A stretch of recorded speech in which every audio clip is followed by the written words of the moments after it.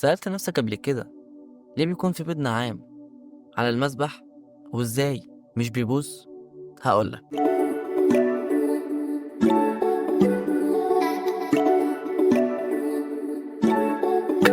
وجود بيض النعام في الكنيسة الأرثوذكسية ليه بعض الدلائل المستوحاة من الطبيعة والتقاليد الروحية.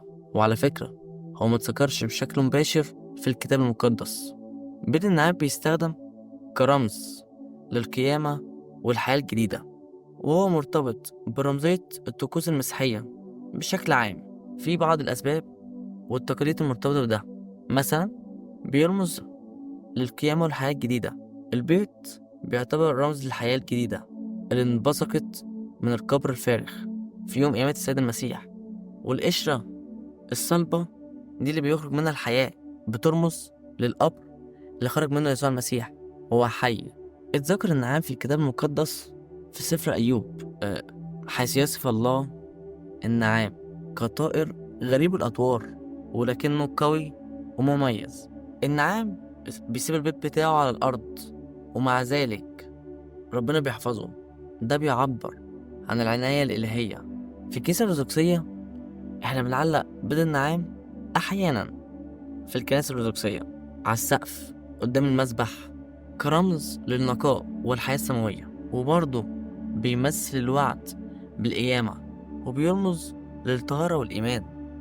بيض النعام حجمه كبير ومميز عن البيض العادي، ده بيخليه رمز واضح للنقاء وإنه فريد.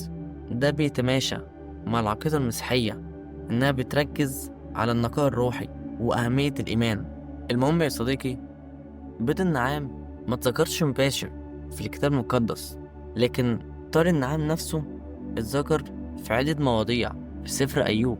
ربنا بيقول لأيوب وهو بيوصف النعام: جناح النعام يرفرف، أفهو منكب رؤوف، لأنها تترك بيضاء وتحميها على التراب. الآية دي بتوصف قد إيه الطائر ده غريب وقدرته على حماية نسله رغم أسلوبه البسيط جدا في رعاية البيض.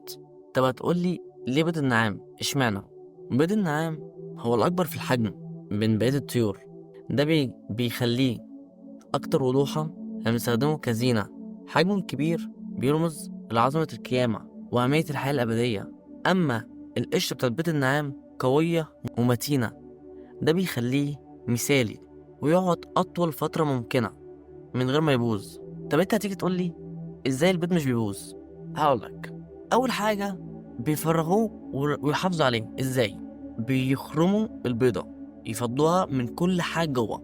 بعد كده بيدهنوا القشرة أو البيضة من بره بمواد معينة تحافظ عليها، بس قبل ده هما بينشفوها كويس جدا تقعد معاهم لسنين. بس كده يا صديقي.